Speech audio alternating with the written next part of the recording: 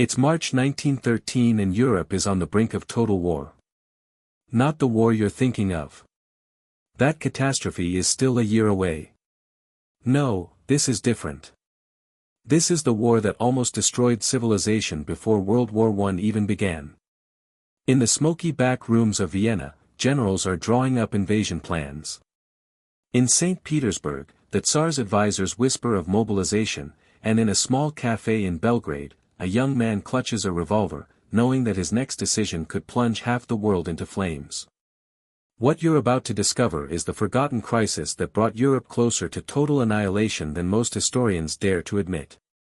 A crisis born from two brutal wars that turned the Balkans into a powder keg, where assassins lurked in every shadow, and where one miscalculation could have triggered Armageddon itself. But here's what makes this story truly terrifying: everything you think you know about how World War I started is wrong. To understand how close we came to global catastrophe in 1913, we need to travel back to October 1912, when the first shots of what historians call the First Balkan War echoed across the mountains of Montenegro. The Ottoman Empire, once the terror of Europe, was now the sick man of the continent. For centuries, the Turks had ruled the Balkans with an iron fist, but by 1912, their grip was slipping. In the shadows, for small nations, Bulgaria, Serbia, Montenegro, and Greece, had been secretly planning something unprecedented, a coordinated attack that would drive the Ottomans out of Europe forever. But this wasn't just about independence. This was about something far more dangerous: the dream of a Greater Serbia, the vision of a unified South Slavic state that would stretch from the Adriatic to the Black Sea. And standing in the way of that dream was not just the Ottoman Empire, but the entire balance of power that had kept Europe from tearing itself apart. The man who orchestrated this deadly alliance was someone most people have never heard of: Milovan Milovanovic, Serbia's foreign minister. In the summer of 1912, while Europe's great powers were distracted by colonial adventures and naval buildups, Milovanovic was quietly weaving a web of treaties that would change history. The Bulgarian-Serbian alliance, signed in March 1912, was supposed to be defensive, but buried in its secret annexes were provisions that read more like a declaration of war. If the Ottoman Empire showed any signs of weakness, both nations would attack simultaneously. Greece and Montenegro soon joined, and suddenly the Balkans had become a unified weapon pointed at the heart of Turkish Europe. What made this alliance so dangerous wasn't just its military potential, it was its unpredictability. Unlike the great powers with their careful diplomacy and measured responses, these small nations had nothing to lose and everything to gain. They were willing to gamble everything on a single devastating throw of the dice. On a crisp autumn morning in 1912, King Nicholas of Montenegro made a decision that would echo through history. Despite frantic diplomatic efforts from the great powers to maintain peace, he ordered his tiny army to cross the Ottoman border and attack the fortress of Bar. The message was clear: the Balkan League would not be deterred by diplomatic niceties. Within days, Bulgaria had mobilized 300,000 men, more troops than many European nations possessed in their entire armies. Serbia followed suit, and Greece began its naval assault on Ottoman positions in the Aegean. But here's what makes this moment so crucial: the great powers were completely caught off guard. Austria-Hungary, which had spent decades carefully managing Balkan tensions, suddenly found itself facing a fait accompli. Russia, Serbia's traditional protector, was torn between supporting its Slavic brothers and maintaining peace with Austria. And Germany, watching its Ottoman ally crumble, began to seriously consider whether this regional conflict might require a much larger response. Within weeks, the impossible was happening. The supposedly mighty Ottoman army was collapsing on all fronts. Bulgarian forces, led by the brilliant general Radko Dimitriev, smashed through Ottoman defenses at Kirk-Kilise, opening the road to Constantinople itself. Serbian armies swept through Kosovo, the mythical heartland of their medieval kingdom. Greek forces liberated Salonika, while Montenegrin mountain fighters proved that the Ottomans' legendary fortresses could be conquered. But with each victory, the crisis deepened. Every mile of territory conquered by the Balkan allies was a mile closer to a confrontation with Austria-Hungary. Every Ottoman defeat brought Russian and Austrian interests into sharper conflict. And in Vienna, the aging Emperor Franz Joseph was listening to generals who spoke not of diplomatic solutions, but of military necessities. The war that was supposed to be a local affair was beginning to pull at the threads that held European peace together. And the most dangerous thread of all was about to snap. By November 1912, Bulgarian forces were within sight of Constantinople's ancient walls. The Ottoman Empire, which had dominated southeastern Europe for 5 centuries, was on the verge of complete collapse. But in the Austrian fortress city of Przemysl, a secret meeting was taking place that would determine whether this regional war would become the global catastrophe that everyone feared. Franz Conrad von Hötzendorf, Austria-Hungary's chief of general staff, spread a map across the table and pointed to a single city, Belgrade. "If we don't act now," he told his assembled officers, "we may never get another chance." The generals nodded in agreement. The mobilization orders were already being prepared. But Conrad didn't know that in St. Petersburg, another meeting was taking place. And the Russians weren't just talking about protecting Serbia, they were talking about something far more dramatic. Franz Conrad von Hötzendorf was a man obsessed with the idea of preventive war. For years, he had been arguing that Austria-Hungary needed to crush Serbia before it became too powerful to contain. Now, watching Serbian armies sweep through Ottoman territory, he saw his worst fears coming true. The problem wasn't just Serbia's military success, it was what that success represented. Each victory made Serbia more popular among the South Slavs living within Austria-Hungary's borders. In Bosnia-Herzegovina and Croatia, people were beginning to dream of joining their victorious cousins. The multi-ethnic Austro-Hungarian Empire, already struggling with nationalist tensions, was facing the prospect of complete disintegration. In emergency sessions throughout November 1912, Conrad presented Emperor Franz Joseph with increasingly urgent scenarios. If Serbia gained access to the Adriatic Sea through Albanian territory, it would become a major regional power. If it unified with Montenegro, the Austrian naval base at Kotor would become untenable. And if Russia decided to support Serbian expansion, Austria-Hungary would face an existential threat. But Franz Joseph was old, cautious, and deeply aware of what a general European war would cost. Every time Conrad demanded mobilization, the emperor hesitated.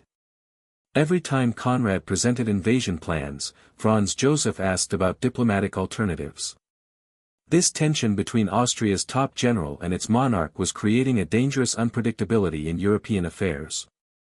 In St. Petersburg, Tsar Nicholas II was facing his own impossible choice.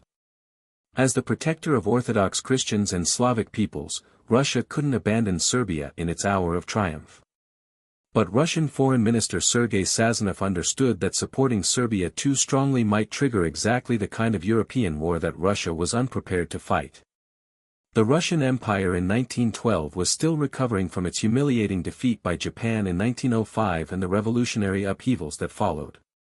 The army was in the middle of a massive modernization program that wouldn't be complete until 1917. The last thing Russia needed was a premature confrontation with Austria-Hungary and its German ally. But there were forces in St. Petersburg pushing for a more aggressive stance. Pan-Slavist politicians and military officers argued that this was Russia's moment to finally solve the Eastern question by driving Austria-Hungary out of the Balkans entirely. General Alexei Brusilov, who would later become famous in World War I, was already drawing up plans for a massive offensive that would sweep through Galicia and threaten Vienna itself. The situation became even more complex when Bulgarian forces approached Constantinople. If the Ottoman capital fell, Russia would finally have a chance to seize the Dardanelles and gain access to the Mediterranean. It was an opportunity that Russian strategists had dreamed of for centuries. But pursuing it might mean war with Austria, Germany, and possibly Britain and France as well. In Berlin, Kaiser Wilhelm II and his advisors were watching the Balkan Crisis with growing alarm. Germany's alliance with Austria-Hungary meant that any war involving the dual monarchy would automatically become Germany's war as well. But Germany also had its own interests in the Ottoman Empire, including major investments and military advisors. The German response to the crisis revealed the fundamental contradiction in their strategic position. On one hand, they needed to support Austria-Hungary to maintain their alliance system. On the other hand, they couldn't afford to let a Balkan war escalate into the kind of two-front conflict that their military planners feared most. General Helmuth von Moltke the Younger, chief of the German General Staff, was particularly concerned about timing. The famous Schlieffen Plan was designed to knock France out of any European war before Russia could fully mobilize. But if war came in 1912, Russia's mobilization would be much faster than it would be in 1914, when Russian military reforms had created more delays and complications. This created a bizarre situation where Germany was simultaneously trying to restrain Austria-Hungary from starting a war while preparing for the possibility that such a war was inevitable. German military attaches were sending contradictory reports, some warning that war was imminent, others suggesting that diplomatic solutions were still possible. General Helmuth von Moltke the Younger, chief of the German General Staff, was particularly concerned about timing. The famous Schlieffen Plan was designed to knock France out of any European war before Russia could fully mobilize. But if war came in 1912, Russia's mobilization would be much faster than it would be in 1914, when Russian military reforms had created more delays and complications. This created a bizarre situation where Germany was simultaneously trying to restrain Austria-Hungary from starting a war while preparing for the possibility that such a war was inevitable. German military attaches were sending contradictory reports, some warning that war was imminent, others suggesting that diplomatic solutions were still possible. As autumn turned to winter, the great powers made one last attempt to contain the crisis. British Foreign Secretary Sir Edward Grey proposed an international conference in London to mediate between the Balkan allies and the Ottoman Empire. It was a classic example of European balance of power diplomacy, but it was also a desperate gamble. The conference, which began in December 1912, brought together representatives from all the major European powers. But from the very beginning, it was clear that the participants had fundamentally different objectives. Austria wanted to limit Serbian gains. Russia wanted to maximize them. Germany wanted to protect Ottoman interests. And Britain and France wanted to prevent any escalation that might disrupt their own global concerns. Meanwhile, the war continued. Bulgarian forces were approaching the Catalca lines, the last major Ottoman defensive position protecting Constantinople. Serbian armies were pushing toward the Adriatic coast, threatening to realize their dream of access to the sea. And in every major European capital, generals were updating mobilization plans and calculating how quickly they could get their armies to the front. The issue that nearly triggered global war in early 1913 wasn't about territory or religious differences. It was about a port. The small Albanian city of Durazzo, modern Durrës, became the focal point of a confrontation that could have changed the course of world history. Serbia's advance toward the Adriatic represented everything that Austria-Hungary feared about the Balkan Wars. A Serbian port would not only give Belgrade access to international trade and naval power, it would also provide Russia with a potential naval base in the Mediterranean. From Austria's perspective, allowing Serbia to reach the sea would be tantamount to surrendering control of the entire Balkan peninsula. The crisis reached its peak in February 1913, when Serbian forces occupied Durazzo despite Austrian protests. Conrad von Hötzendorf saw this as the final provocation. He presented Emperor Franz Joseph with an ultimatum: either Austria-Hungary would force Serbia to withdraw, or it would face the complete collapse of its position in the Balkans. But the Serbian occupation of Durazzo also triggered Russian concerns. If Austria-Hungary attacked Serbia over the port issue, Russia would be obligated by both treaty and public opinion to intervene. And Russian intervention would automatically bring in Germany, creating exactly the kind of general European war that everyone claimed they wanted to avoid. On March 21, 1913, King Nicholas of Montenegro made an announcement that sent shock waves through every European capital. Montenegrin forces had just captured the Ottoman fortress of Scutari, modern Shkodër, after a brutal siege that had lasted months. But this wasn't just another military victory. It was a direct challenge to the great powers' attempt to control the Balkan crisis. The London Conference had specifically designated Scutari as part of the new Albanian state, not as Montenegrin territory. By taking the city, Montenegro had essentially declared that it would not be bound by great power decisions. More ominously, King Nicholas announced that he was prepared to fight anyone, including Austria-Hungary, who tried to force him to give up his conquest. In Vienna, Conrad von Hötzendorf smiled grimly as he read the telegram. Finally, he had the pretext he needed. But in St. Petersburg, another telegram was being decoded, one that would force every European leader to reconsider everything they thought they knew about the Balkan crisis. The fall of Scutari to Montenegrin forces created the most dangerous moment in European diplomacy since the Napoleonic Wars. What made the crisis so explosive wasn't just the violation of great power agreements, it was the way it exposed the fundamental contradictions in the European alliance system. Montenegro, the smallest and poorest of the Balkan allies, had just defied the combined will of 6 great powers. King Nicholas, ruling from his modest palace in Cetinje, had calculated that his position was so desperate that he had nothing to lose by challenging Austria-Hungary directly. If he surrendered Scutari, Montenegro would gain nothing from its sacrifices in the Balkan Wars.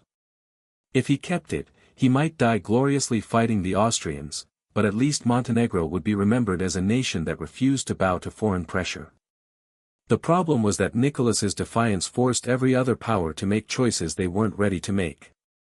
Austria-Hungary couldn't allow Montenegro to keep Scutari without losing all credibility in the Balkans. Russia couldn't abandon Montenegro without losing its own credibility as the protector of Orthodox Slavs. Germany couldn't let Austria-Hungary fight alone without dishonoring its alliance commitments. And Britain and France couldn't watch a general European war begin without protecting their own interests.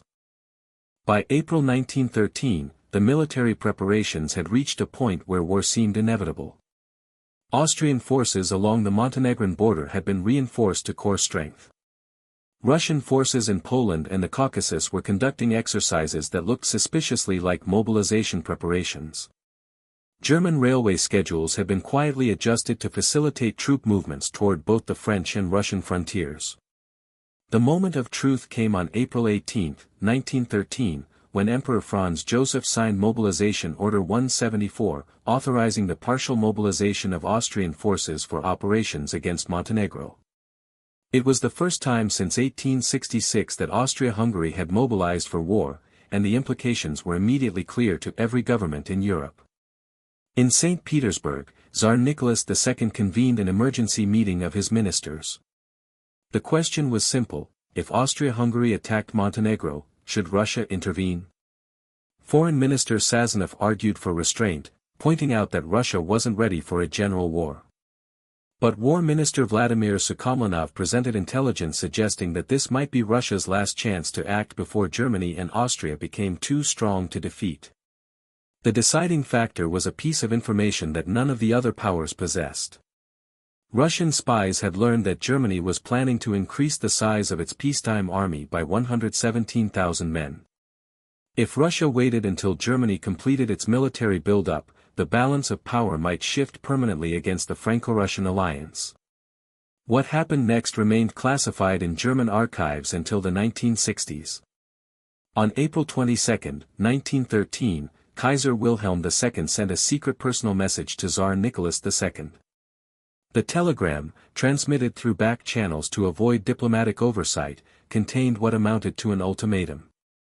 If Russia mobilized in support of Montenegro, Germany would consider it an act of aggression and respond accordingly. The German message was deliberately ambiguous about what responding accordingly meant, but the implication was clear: Germany was prepared to implement the Schlieffen Plan if the Balkan crisis escalated into a general European war. Unlike in 1914, when Germany would claim that it was merely supporting its Austrian ally, in 1913, Germany was taking the initiative in threatening war. Tsar Nicholas's response revealed just how close Europe came to catastrophe. In a message that was never sent, but was found in the Russian archives after the revolution, the Tsar had drafted a reply stating that Russia would not be intimidated by threats and was prepared to defend the rights of Orthodox Christians everywhere. Only the intervention of Prime Minister Ivan Gormykin, who convinced the Tsar that the message would guarantee war, prevented it from being transmitted. But the diplomatic crisis was only part of the story. In the shadows of the great power maneuvering, another drama was playing out, one that involved conspiracies, assassinations, and secret societies that would later become famous for very different reasons. The organization known as the Black Hand, which would later orchestrate the assassination of Archduke Franz Ferdinand, was already active in 1913. Led by Colonel Dragutin Dimitrijevic, known by the code name Apis, the Black Hand saw the Scutari crisis as an opportunity to eliminate the obstacles to Serbian expansion. Their target wasn't a member of the Austrian royal family. It was King Nicholas of Montenegro himself. The Black Hand had concluded that Nicholas's reckless defiance of Austria-Hungary was likely to trigger a war that Serbia wasn't ready to fight. By eliminating the Montenegrin king and installing a more compliant ruler, they hoped to defuse the crisis while maintaining Serbian gains from the Balkan Wars. The assassination was planned for April 25, 1913, during a public ceremony in Cetinje marking Montenegro's successful siege of Scutari. A team of 6 assassins, all Serbian nationals with connections to the Black Hand, had infiltrated Montenegro and positioned themselves along the king's planned route.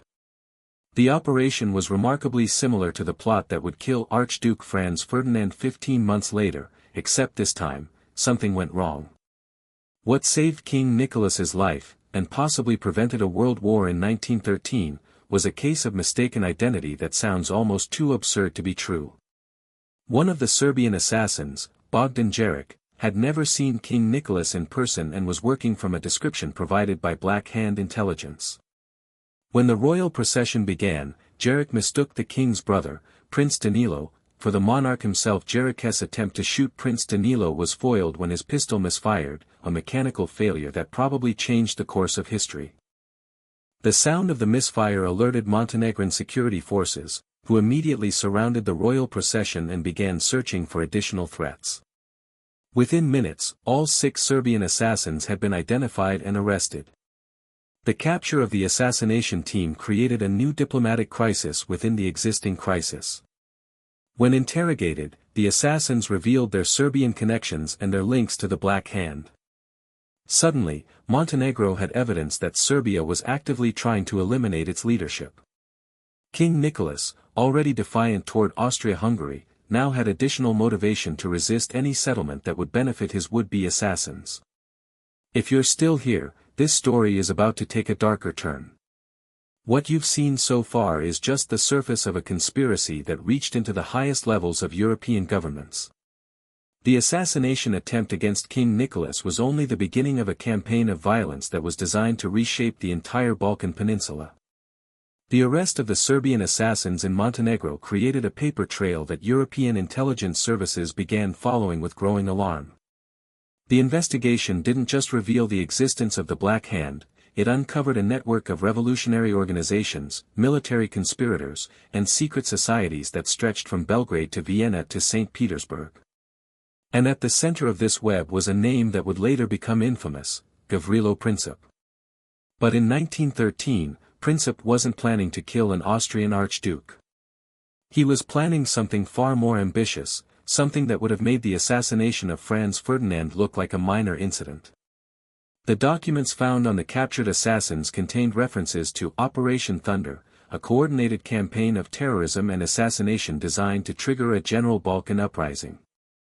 And according to intercepted communications, Operation Thunder was scheduled to begin on June 28, 1913, exactly 1 year before the date that would change history forever. The intelligence windfall from the failed assassination in Montenegro revealed a conspiracy that dwarfed anything European security services had previously encountered. Operation Thunder wasn't just about eliminating political leaders, it was about creating a chain reaction of violence that would destabilize every government in southeastern Europe. The plan, as reconstructed from captured documents and interrogation reports, was breathtaking in its scope. Coordinated assassinations were planned for the same day in Belgrade, Sofia, Athens, Constantinople, Vienna, and Budapest. The targets included King Peter of Serbia, Tsar Ferdinand of Bulgaria, King Constantine of Greece, the Ottoman Grand Vizier, Emperor Franz Joseph of Austria-Hungary, and several key ministers and military leaders. But the most chilling aspect of Operation Thunder was its ultimate objective.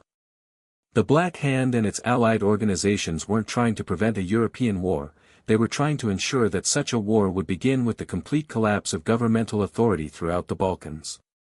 In the chaos that followed, revolutionary committees would declare a federation of South Slavic republics and call on Russia for protection against Austrian and German intervention. The scheme was so audacious that most European intelligence officers initially dismissed it as fantasy. But as more evidence emerged, a terrifying picture began to form. The conspirators had been planning Operation Thunder for over 2 years, recruiting agents throughout Europe and establishing weapons caches in major cities. They had infiltrated police forces, military units, and government ministries. And they had financial backing from sources that investigators were never able to fully identify. Among the documents captured in Montenegro was a coded message that referenced a young Bosnian student named Gavrilo Princip. In 1913, Princip was just 18 years old, but he was already being groomed by the Black Hand for a special mission that would have changed the course of his life and European history. Princip's assignment for Operation Thunder wasn't to assassinate Archduke Franz Ferdinand. Instead, he was supposed to kill Emperor Franz Joseph himself during a planned imperial visit to Sarajevo in August 1913. The elderly emperor, who had ruled Austria-Hungary for 65 years, was the symbol of imperial stability in Central Europe. His death would have created a succession crisis at the worst possible moment, just as the monarchy was dealing with the Balkan Wars and rising Slavic nationalism. What makes Princip's original mission so significant is that it would have been much easier to accomplish than his later, more famous assassination. Emperor Franz Joseph traveled with minimal security. Unlike his nephew Franz Ferdinand, who was known for his paranoia about assassination attempts, the emperor's August visit to Sarajevo was part of a routine imperial tour without the heavy military presence that would characterize later royal visits to Bosnia. If Princip had succeeded in killing Franz Joseph in August 1913, the results would have been immediate and catastrophic. The Austro-Hungarian succession would have passed to Franz Ferdinand at a moment when the empire was already mobilizing for war over the Scutari crisis. Unlike the cautious Franz Joseph, Franz Ferdinand was known for his quick temper and his willingness to use military force to solve political problems. But Operation Thunder never had a chance to unfold as planned, because by June 1913, the Balkan alliance that had started the First Balkan War was tearing itself apart. The Second Balkan War began when Bulgaria, dissatisfied with its territorial gains from the Ottoman Empire, launched a surprise attack on its former Serbian and Greek allies. The Bulgarian decision to start a second war was influenced by many factors, but one of the most important was information that Bulgarian intelligence had gathered about Operation Thunder. Tsar Ferdinand of Bulgaria had learned that he was one of the conspiracy's targets, and he concluded that the only way to protect himself was to eliminate Serbian power before the assassinations could take place. The irony was profound. A conspiracy designed to unify the South Slavs had instead triggered a fratricidal war that destroyed their alliance. Bulgarian forces, which had been within sight of Constantinople just months earlier, were now fighting for their lives against Serbian, Greek, and Montenegrin armies that were determined to punish Bulgaria's betrayal. But the Second Balkan War created new opportunities for the great powers to intervene. Austria-Hungary, which had been preparing to fight Montenegro over Scutari, suddenly found that it might be able to achieve its objectives without firing a shot. If Serbia became bogged down in a war with Bulgaria, it would be unable to resist Austrian pressure on other issues. The crisis deepened when Romania, which had remained neutral during the First Balkan War, decided to intervene against Bulgaria. Romanian forces crossed the Danube on July 10, 1913, and began advancing towards Sofia with minimal resistance. Within weeks, the Bulgarians were facing enemies on 3 fronts and were in danger of complete military collapse. For Russia, the Romanian intervention created an impossible dilemma. Romania was traditionally aligned with Austria-Hungary and Germany, so its success in the Second Balkan War would strengthen the Triple Alliance at Russia's expense. But supporting Bulgaria would mean backing the aggressor in a war that Bulgaria had clearly started. Russian Foreign Minister Sazonov found himself in the position of watching Russia's Balkan influence crumble without being able to do anything about it. The German response to the Romanian intervention revealed just how close Europe had come to a general war earlier in the year. Kaiser Wilhelm II privately told his advisors that if Romania had intervened during the Scutari crisis, Germany would have been forced to support Austria-Hungary in a much larger conflict. The fact that Romania had waited until the crisis passed showed that even the smaller powers understood how dangerous the situation had become. The Second Balkan War ended with the Treaty of Bucharest on August 10, 1913, exactly 2 weeks after Emperor Franz Joseph's planned visit to Sarajevo. The treaty represented a complete transformation of the Balkan balance of power, but not in the way that anyone had expected. Serbia, despite winning the war, found itself in a weaker position than before. It had gained some territory from Bulgaria, but it had also made a permanent enemy of its former ally. More importantly, Serbia's victory had been achieved with the tacit support of Austria-Hungary, which meant that Belgrade now owed Vienna a degree of diplomatic cooperation. Bulgaria's defeat was so complete that it effectively eliminated Russian influence in the southern Balkans. The Bulgarian army, which had been the most powerful military force in the region, was reduced to a fraction of its former strength. Tsar Ferdinand, who had dreamed of recreating the medieval Bulgarian Empire, was forced to accept a humiliating peace that left his country isolated and resentful. But the most significant consequence of the Treaty of Bucharest was what it revealed about the conspiracy that had almost destroyed Europe. As the various Balkan governments settled their territorial disputes, they also began sharing intelligence about the revolutionary organizations that had been operating in their territories. The picture that emerged was terrifying in its implications. The investigation into Operation Thunder revealed that the conspiracy had been far more extensive than anyone had imagined. Revolutionary cells had been established in over 30 European cities, with weapons caches, safe houses, and communication networks that spanned the continent. The conspirators had infiltrated government offices, military units, and police forces in every major European capital. Most disturbing of all was the discovery that the conspiracy had financial backing from sources outside the Balkans. Bank records seized during the investigation showed payments from accounts in Switzerland, London, and New York. Payments that were traced to individuals and organizations that had a clear interest in destabilizing European governments. The revelation that Operation Thunder had international financing raised questions that European governments weren't prepared to answer publicly. Who had been funding the conspiracy and why? Were there other plots that hadn't been discovered? And most importantly, what would the conspirators do next now that their original plan had been exposed? The collapse of Operation Thunder forced the Black Hand to reconsider its strategy. With their network compromised and several key leaders under arrest, they needed a new approach to achieving their objectives. That's when Colonel Dimitrijevic made a decision that would echo through history. Instead of trying to assassinate multiple targets simultaneously, the Black Hand would focus on a single symbolic assassination that would guarantee maximum impact. The new target was Archduke Franz Ferdinand, heir to the Austro-Hungarian throne. The new assassin was Gavrilo Princip, who had been originally assigned to kill the emperor.